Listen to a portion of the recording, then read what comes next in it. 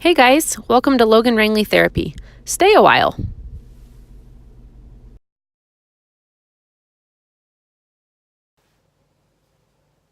Hi guys, how are you guys doing today? I am coming to you today with a little bit different of a video. I thought it would be really important to dive into a little bit more personal stuff. As a therapist, I really have to be intentional with disclosures and making sure that I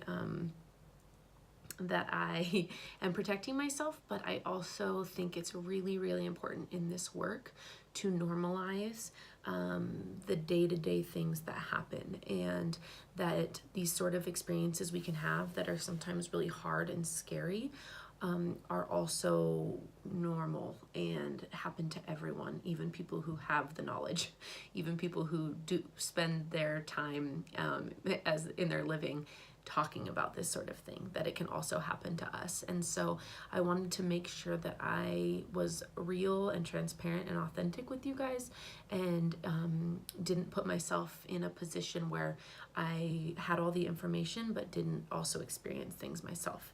And so I thought I would come to you guys with a little bit of a story today, because something happened to me during Christmas break that I thought was really important to share, because it happens to a lot of people. I would say at least 50% of my clients experience this sort of stuff. And so I wanted to kind of talk about my experience. Again, this is my experience, so I can only talk about what happened to me, but I also knew the tools to help myself get out of this experience. And so I wanted to kind of talk about those as well, and hopefully provide some insight into how to feel better when this is happening to you. So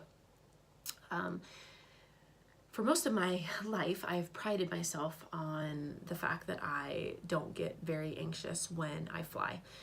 Generally speaking, I'm a fairly anxious person and have suffered from anxiety for a lot of my life. But when it came in terms of flying in my adult life, I am not a very anxious person. It's very common to have the irrational fear of the plane crashing. And I use that as examples a lot in therapy when we're talking about treating anxiety, the difference between probability and possibility. But that's never really been my problem. So I don't worry about the plane crashing.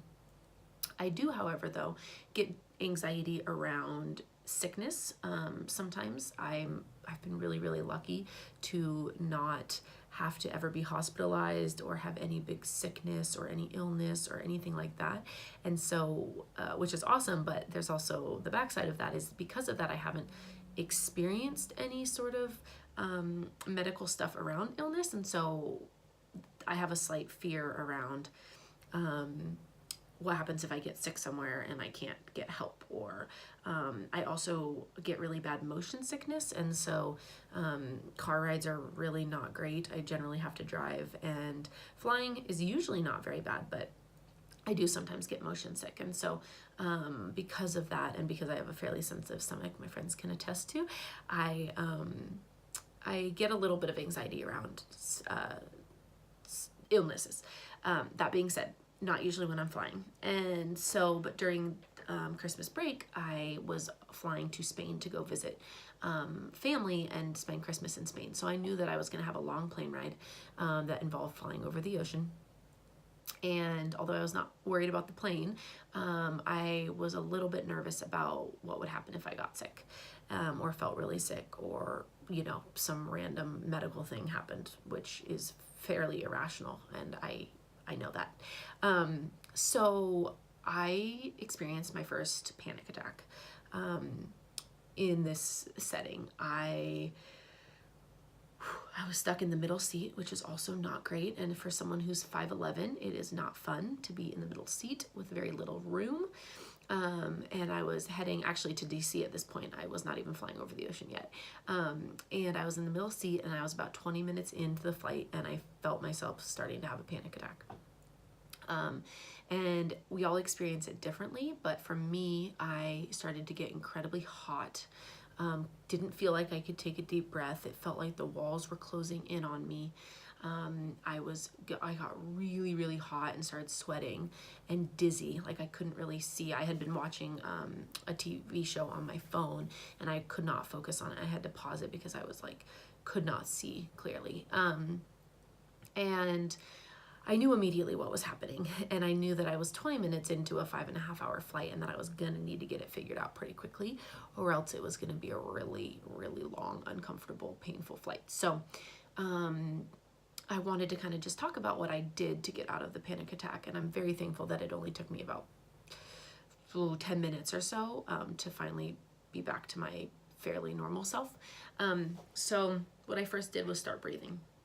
Meanwhile, I've got a lot of rapid thoughts going in my head about what to do, what am I gonna do, what happens, am I actually panicked, am I okay, what am I gonna do?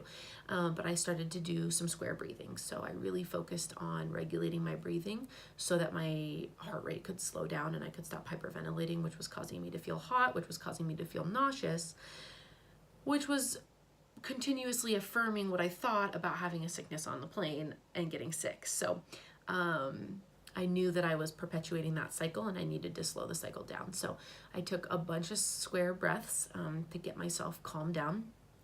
I also turned off my show. One, because I didn't want to continue to distract myself, because I wanted to really work through the panic. Distracting is a really big no-no when we're having anxiety. And so sometimes it can be okay, but I for myself wanted to make sure that I was focused on getting myself calmed down and not distracting myself. Also, sometimes watching shows while on a plane can make me more nauseous or motion sick, so I also didn't want to perpetuate it by staring at a screen. So I turned off my phone, or put my phone down, worked on some square breathing. I then had to really get real with myself and tell myself that I knew that the walls weren't closing in, that although I was in an airplane and I was in a small space, that I was not claustrophobic.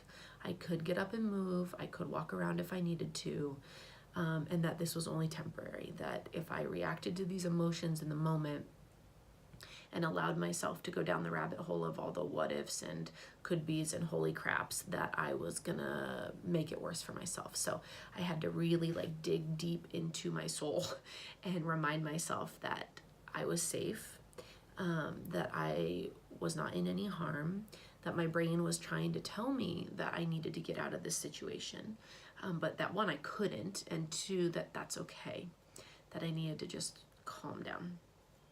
And this is, of course, all happening internally, and everyone around me is in their own world and having no idea that this is all happening, but I really was able to get myself calm fairly quickly. Another thing with the claustrophobia was being in the middle seat.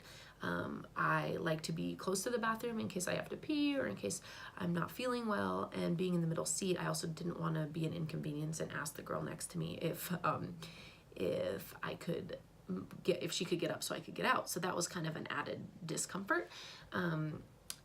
But after I got myself fairly calm through the breathing and the focusing and the not distracting, I decided I want to get up and get a glass of water and go to the bathroom.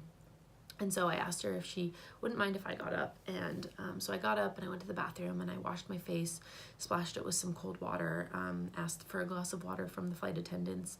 And I just kind of focused on continuing to breathe and kind of running through my head all the things that I tell my clients, while also cursing the situation, because I spend my days talking about this, and of course it's happening to me on an airplane where I pride myself on not being anxious. So I was just getting real frustrated by that. But I finally calmed myself down and went and sat back down, decided not to turn on a movie again because I didn't want to feel motion sick.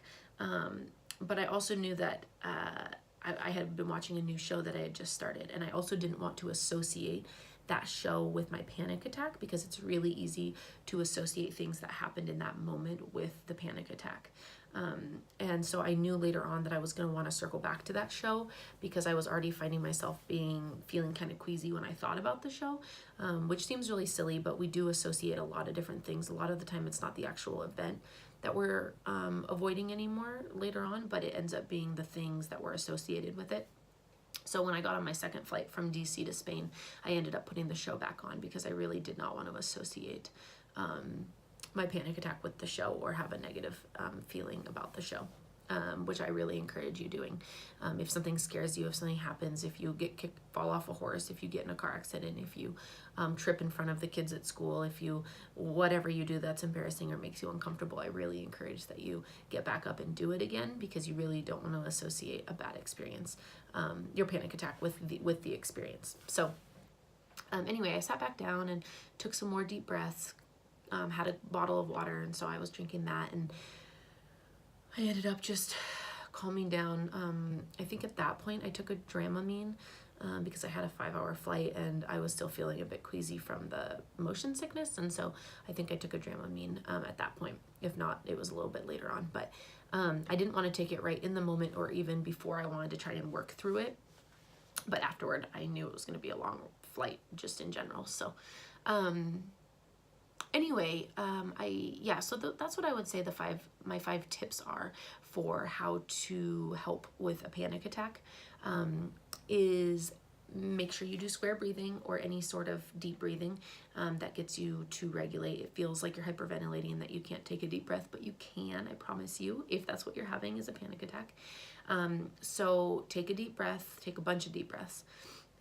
Make sure that you don't avoid and distract, but instead work through it, focus on controlling your emotions, controlling your breathing, doing some grounding exercises. So naming things that you can see so that you don't disassociate and don't feel too dizzy. Try and work through the fear of the walls closing in and the claustrophobia. So that's also part of the grounding exercises. So naming things that you can see, things that you can touch, if you've got textures on your pants or something, physical things that you can do. Same with like drinking cold water, that's another one. If you're in a place where you can get up and step away, I would encourage working through it, but then if you need to step away, so that you can distance yourself, splashing cold water on your face is a good one too.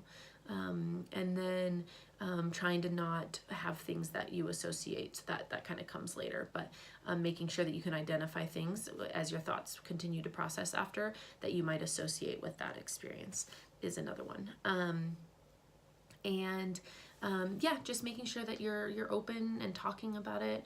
Ask help from people around you if you need. If things had gotten worse, I might have told the flight attendants I was panicking and seeing if they had any tips or tricks that they knew. I'm sure they get it all the time, and so when I just asked for water, I didn't tell them what was going on. But don't be afraid to ask people for help if you need it too. And yeah, I just wanted to talk to you guys a little bit about my experience. It happens to everyone. It's not fun. It's scary. It's terrible. I felt pretty exhausted and tired afterward. Usually after a panic attack, you're pretty drained. So I did end up falling asleep because I was just like conked out and emotional. Yeah, and feel free to ask me any questions. I just wanted to kind of give you a little story on my life and let you know that you're not alone and that I'd love to help you and answer any questions if you have. And here's to hopefully not having any more panic attacks for a while. I will talk to you guys soon.